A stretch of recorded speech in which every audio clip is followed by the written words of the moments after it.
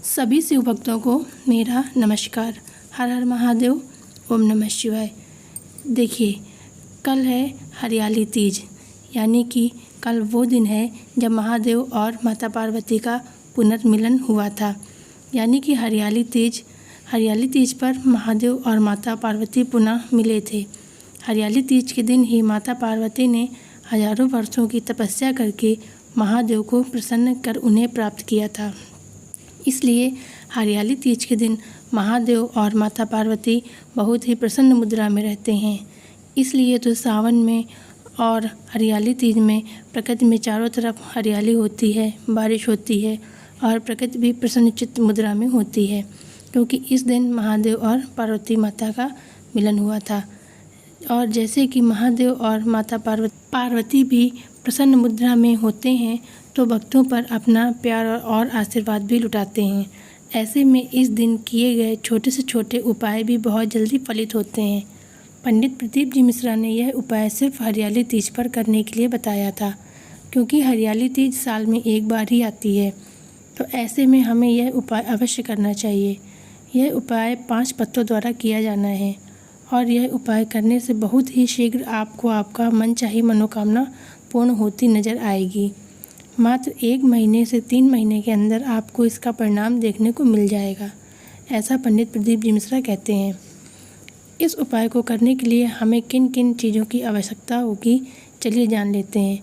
तो सबसे पहले हमें चाहिए एक पात्र में जल, और उस जल के पात्र में हमें डाल लेना है थोड़ा सा लाल चंदन, क्योंकि महादेव के साथ माता पार्वती का भी आशीर्वाद प्राप्त करना है। इसलिए लाल चंदन आज के दिन बहुत महत्व रखता है। ध्यान रखिएगा, लाल चंदन ही लें, सिंदूर नहीं होना चाहिए। अब आपको चाहिए 5 प्रकार के पत्ते। तो सबसे पहले आपको चाहिए बेलपत्र, फिर आपको चाहिए दुर्वा, फिर आपको चाहिए समीपत्र, अब आपको चाहिए एक आंकड़े का पत्ता, फिर सबसे आखिरी में चाहिए आपको पीपल का पत्ता। अब यह जान लेते हैं कि पत्ते लेने कितनी संख्या में हैं। तो आपको चाहिए एक बेलपत्र जो कहीं से कटी फटी ना हो। और एक बात का हमेशा ध्यान रखिएगा कि बेलपत्र जब भी आप महादेव को चढ़ाएं तो उसका नीचे वाला भाग यानी डूट वाला हिस्सा तोड़ लीजिएगा। फिर आपको चाहिए एक दुर्वा, एक समी का पत्र, एक आंकड़े का पत्ता और एक चाहिए आपको पीपल का पत्ता। 5 पत्तों को इकट्ठा कर लेना है। पीपल का पत्ता जिसमें आपको अपनी समस्या लिख देनी है, चाहे वह किसी भी प्रकार की समस्या हो, धन संबंधी हो, आपकी बीमारी संबंधित हो, कर्ज से संबंधी समस्या हो, विवाह संबंधी समस्या हो, मतलब किसी भी प्रकार की कोई भी समस्या हो, उसको आपको उस पत्ते पे लिख देना है। क्योंकि यह सर्व मनोकामना उपाय है, तो आपको अपनी मनोकामना चंदन के से पत्ते पर लिख देनी है, चाहे वह पीला चंदन हो, सफ़ेद चंदन हो, अष्टगंध चंदन हो या लाल चंदन हो, कोई भी चंदन हो जो आपके पास उपलब्ध हो। और एक कनेर का पुष्प ले लीजिएगा। ये सारी सामग्री लेकर आपको पहुंच जाना है शिव मंदिर। अब सवाल आता है कि यह उपाय करना कब है।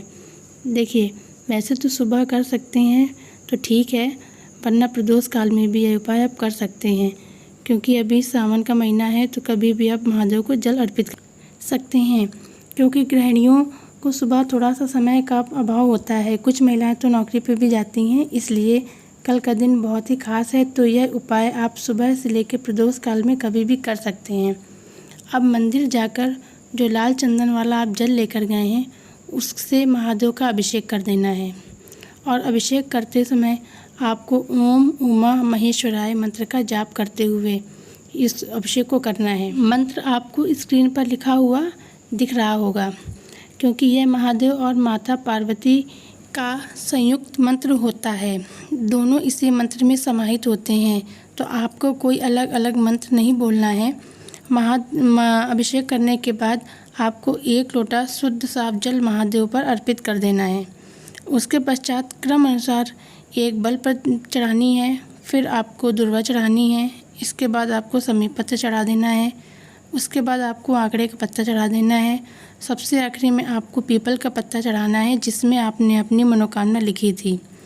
और जैसे बेलपत्र चढ़ाते हैं, वैसे ही पीपल के पत्ते को चढ़ाते समय भी चिकना वाला जिस पर मनोकामना लिखी है वह शिवलिंग पर होना चाहिए।